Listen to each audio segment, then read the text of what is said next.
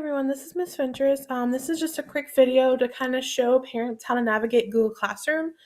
Unfortunately, I haven't found where parents can log in and see these same things. So I would just log in as your student to be able to see the assignments that they have due or need to do. I can sign a parent up. However, I think it just sends you weekly updates and it's not very helpful from day to day. Some good ideas is to get students back into routines is to set a routine, like set a chunk of time where they're expected to do assignments. We're supposed to keep them between 90 minutes a day, no longer than 90 minutes a day. So if it's taking your child longer than that and they're still not getting things done by Friday, just let me know. Um, when they log into Google Classroom, this is what they'll see. I've invited my daughter Madison just to show you what it would look like as a student side. So you obviously won't see third grade. They'll see fifth grade stuff and then some other classes for science and um, technology.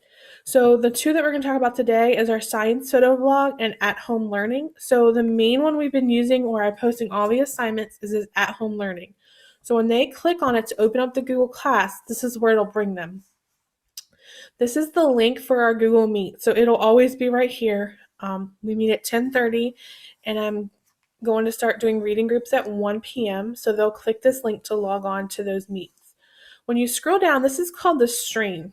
Students can post things. We can talk to each other. I'll post important information and reminders and things like that. When they look right here on the left-hand side, this is what they have due. So once they've turned this stuff in, it'll go away. So this is a quick thing for parents to look at. They can say, oh, my student still has many things due on Friday. The main area where the work is kept is up here in the top screen. They're going to click classwork. And this is where you'll see. I'll always have a topic with this date of this week. And this is where the assignments you can find. If it's gray, it means your student's already turned it in. If it's blue, that means your student has not turned it in yet and it's still due. I'm going to click on this gray one because I've kind of set up her so I can show you some things. When you click on it, it pulls down a menu.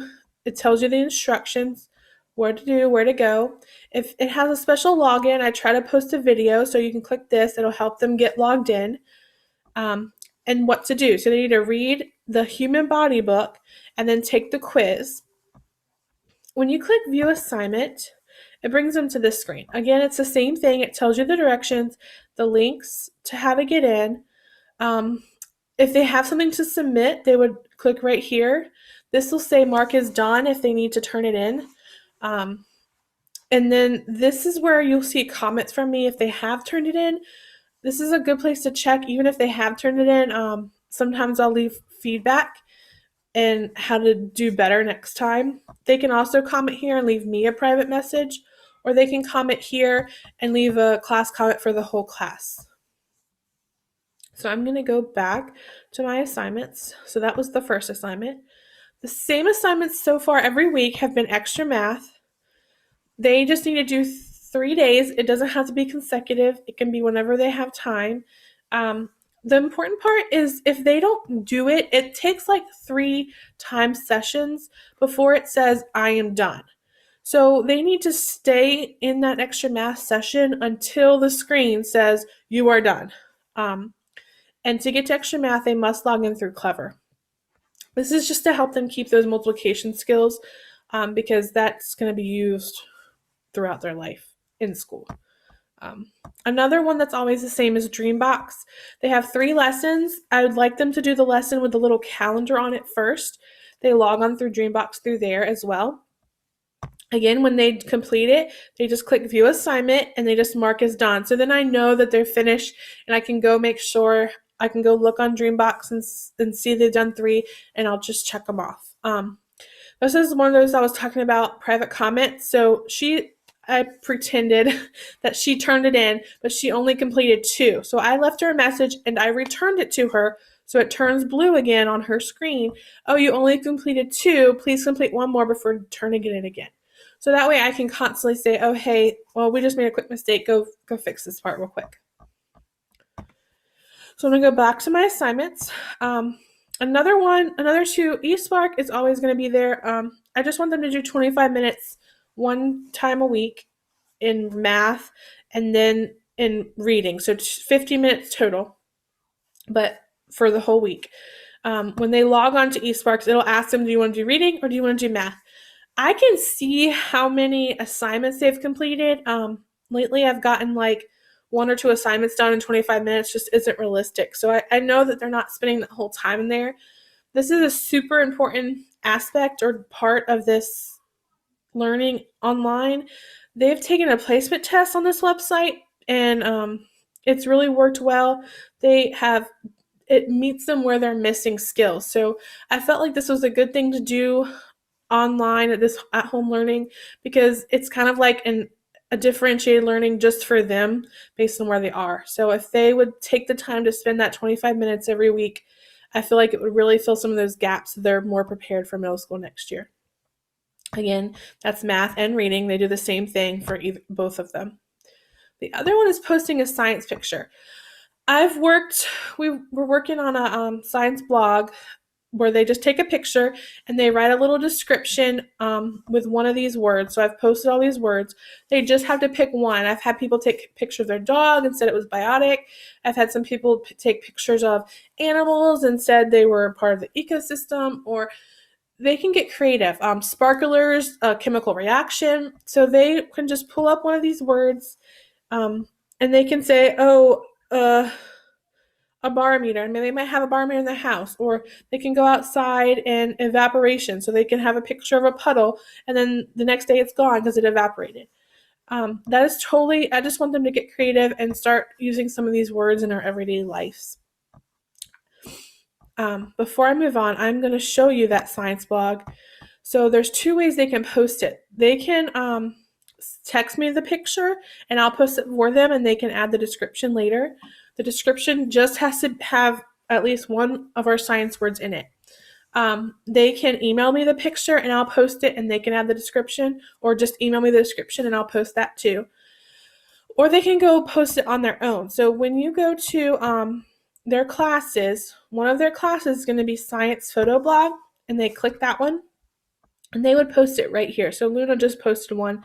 She posted her picture and wrote a description. I'd like for it to be a little more detailed, but that's great. She used decomposers, one of our words. So when you click, so you would click right here to share.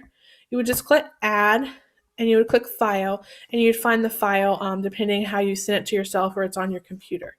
Now, I'm going to warn you, you cannot email a kid's email, the school kid's email from your personal one. It won't let you. So if you have to email it, just email it to me and I'll post it for them, and they can add the description that way. And if you've taken it with your Chromebook or something, you can get it on your Chromebook or your computer, then you can share it here and that'll work.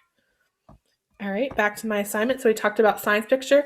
Now I always have one math assignment and one reading assignment that'll change. So this week, it's watching a video first, because that's kind of like my teaching tool since I can't be at your houses and teach them. And then this is the activity or the graded assignment. So they have to practice equivalent fractions, and then they can go play the Kahoot. It is a game, but I can see and I'll comment their grade. So see right here, it says this is graded, so I can view assignment, and it'll tell me, oh, she got a 75 out of 100. So she didn't do well on this. And I kind of leave a comment. Try watching the video again, and then you can practice these Kahoot how many times as you want to. All right, and then the other reading assignment for just this week, this part will change every week, is figurative language practice. They have a video, they have a Kahoot, they even can play a game, and then when they're done with all those things, they click mark as done. So then I know I can go check Kahoot and see their grade, and I'll post it here so they can see what they got. I'm going to go back. Oops, too far back. I just wanted to show you guys this so y'all know where to look and how to look. You can even go on this side, if you can go to last week's and see how much they did last week. Like Madison didn't submit anything last week because they're all blue. So I can go back to this week right here.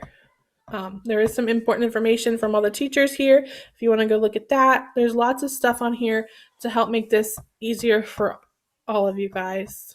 If you have any questions, please let me know. This is super important. It's going to be very, very difficult on them if they don't do any sort of academic work from now until whenever we go back because they're going to 6th grade. So I highly recommend, if you have any questions or having hard time navigating this, please let me know. I know they're in 5th grade and they're supposed to be independent, but they're having a hard time doing that. They need motivation just like we do. So please take the time to find a chunk of time or a routine or whatever works for your family to set aside a time to do this work. I am coming out with an incentive program. They will be getting Class Dojo points for all the assignments they complete, and we will be working towards a goal. I will post more once I kind of figure out logistics or get some ideas. So please let me know if there's any way I can help you guys. I hope this video has helped, and I will talk to you later.